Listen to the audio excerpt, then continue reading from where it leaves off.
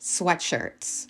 What previously may have seemed to be a dubious detail in the Delphi murder saga turns out to be a smoking gun, exposing the lie that unravels the whole crime. The outerwear of the victims on that day is an ever-evolving detail that gets mentioned way too much by those closest to this case to not bear any significance. But before the information about Kelsi German's hair found at the crime scene, we simply didn't know what that significance was. You see, it's not just me that got caught up on this inconsistency in the case. There are many other channels, along with their subscribers, who have been keen on examining this case from a truly unbiased perspective, with fact-based research, discernment, and courage to ask questions and present alternative scenarios, even if that goes against the mainstream public narrative. If you're new to this case, take my advice and leave your Occam's razor at the door, because this is a complex double homicide with many tentacles. It's a fascinating story that has not yet been told. Do you think Mr. Allen is the man on that bridge? The judge signed a probable cause affidavit for the arrest of him. I can't wait to tell the story, but today's not the day. But anyone can spin a story. That's not what I'm doing here. In a case with almost a decade of rumor, deception, and hearsay, seeking truth requires an extra step. You must first unravel the lie. And that's what I intend to do in this video.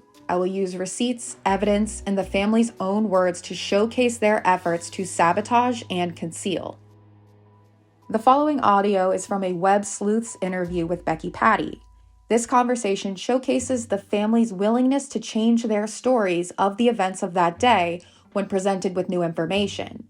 Becky also explains how Kelsi wouldn't even talk about Libby until around the time they went on Dr. Phil, which aired in December 2017. After Kelsi started talking, Becky admits that she learned things she didn't previously know. She even admits her fear of losing Kelsi as well as Libby, which in retrospect is very telling considering that FBI investigators were heavily focused on Kelsi as a suspect in the early days. Make sure you listen to the entire about 3-minute clip as it lays the groundwork for my argument. So we were willing, we'll do whatever we can to help. We'll do whatever. Right. And so you're answering their questions and you're, yes, you're answering these things. And then maybe something would come up that make you stop and think. And so I would go back and do some digging later. The problem is once you say something, you can't say anything different. They'll nail you. We're not allowed to be like a police investigation. We're not allowed to uncover something else, because if something else comes out, heaven forbid, we're covering up or changing our stories or whatever. Mm-hmm. Or if our family hasn't reacted or done things the way that they would have. The first 6 months was probably a struggle to just get up, get dressed and function. Right. I can only imagine. I can't tell you how long it was just a blur, mm-hmm. a blur. And we were answering these questions, and some of my family at that time, Kelsi especially, just went into a shell, I can't. Kelsi is Libby's sister, but yes, older sister. I can only imagine. I'm sorry, please continue. She just clammed up for a long time. Wouldn't even, we couldn't even bring Libby up to her. I was very worried about her for a while. I was very worried. We did get her some help. We did everything we could to try to help her, but I was afraid of losing her too. Yes. And people don't understand that. And then she finally, when she did finally, it was 10 months later that she finally opened up, and, mm-hmm. and when she, and so I learned things because she wouldn't speak about Libby for the longest time. Mm-hmm. She wanted nothing, when we would go pass out flyers or anything that we did, no, she wanted no part of it. She wanted no part of anything that had to do with looking for Libby at that time. Oh, because she was in denial. Sure. At that time, she was just in denial. Mm-hmm. But people don't understand that, in these, heaven forbid. And so they come in and they just, I don't know.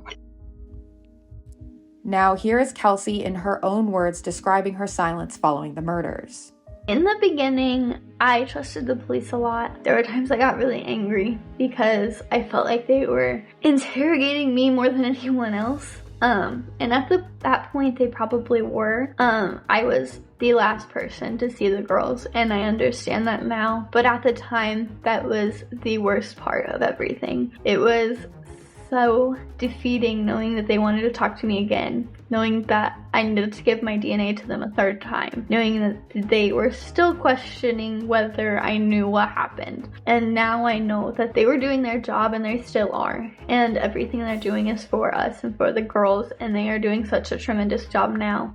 I think they've messed up a lot, and I think they're making up for that in different ways. I was interrogated then, and then I was brought in again, probably a year or so later maybe, and then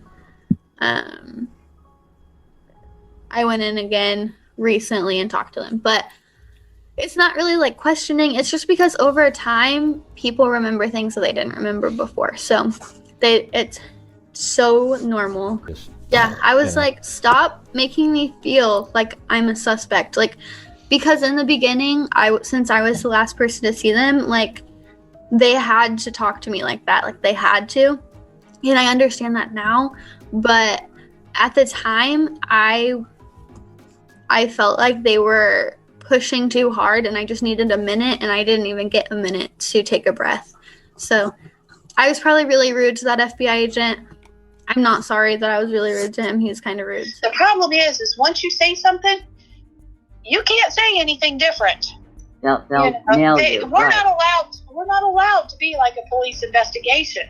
We're not allowed to uncover something else, because if something else comes out, heaven forbid, we're covering up, we're changing our stories, or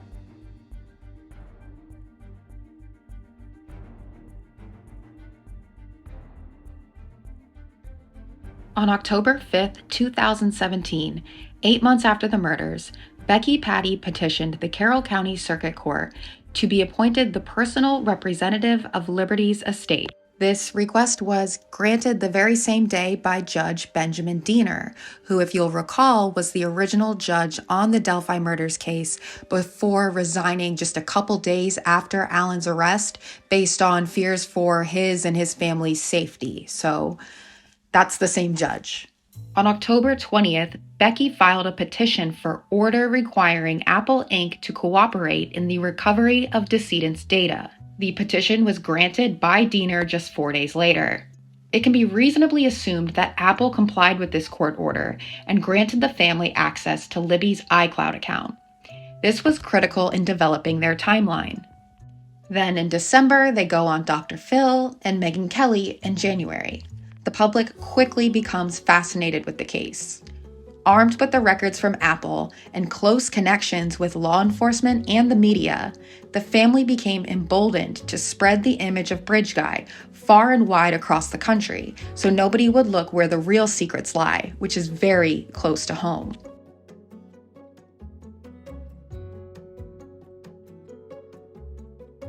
Now that you have an understanding for how the family changes their version of events when presented with irrefutable evidence, you can start to see the sweatshirt inconsistency with clearer eyes. You see, it's not just one detail that changes slightly over time. It's various lies that I'm going to attempt to lay out for you here. Starting with the bolos, or the be on the lookout reports that were given to the media on the night of the 13th, which indicate that Libby was last seen wearing a tie-dye t-shirt with fringe on the bottom, gray sweatpants with unknown black lettering, and black Nike shoes. Abby was described as last wearing a gray zip-up sweatshirt with a burgundy t-shirt underneath and blue jeans. You'll notice there's no mention of Libby's jeans or the Delphi swimming sweatshirt. The gray sweats with the black lettering were never recovered from the scene or the creek, so I don't know where that detail came from. Kelsi is on record confidently stating over and over again that she knew exactly what the girls were wearing, and she specifically remembered handing each girl sweatshirts. that she gave them sweatshirts and that the sweatshirts belong to her.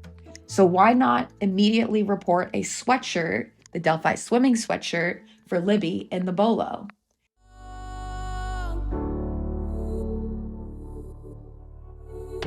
Libby, or Liberty German. She has short, shoulder-length blonde hair and blue eyes. She was wearing a tie-dyed shirt and black shoes. Abby has medium-length blonde hair and hazel eyes, wearing a gray zip-up sweatshirt and jeans. Folks asked. So it was still chilly on Sunday, but then Monday it turned really, really mild, and it was very nice. Very warm for February in Indiana. I know some people don't understand that, but when it's normally winter in February, 40 or even 50 or 60 degrees is super warm. And that's when they were getting ready to leave, and Libby was standing at the door. And that's when I told her that you need to take a jacket. It's nice, but you know, who knows, you need to take a jacket. And that's when she looked at me and said, "It's okay, Grandma." Gave me that smile, and off they went. Neither of them had brought sweatshirts, which was really confusing to me, so I actually ran back inside and got Abby one of mine, and Libby had one in my back seat since she always rode with me, so I made them take those. You said, bye, I'll take your sweater. Did they not want to take their sweater or their jacket? Libby didn't think that she needed to because of how nice it was, but I was like, come on, you know that you're gonna need it because it's kind of shaded over there. So she ended up taking it, and Abby had like a short sleeve shirt on, so I was like, come on, you guys can take my sweatshirts. So they both had my sweatshirts on.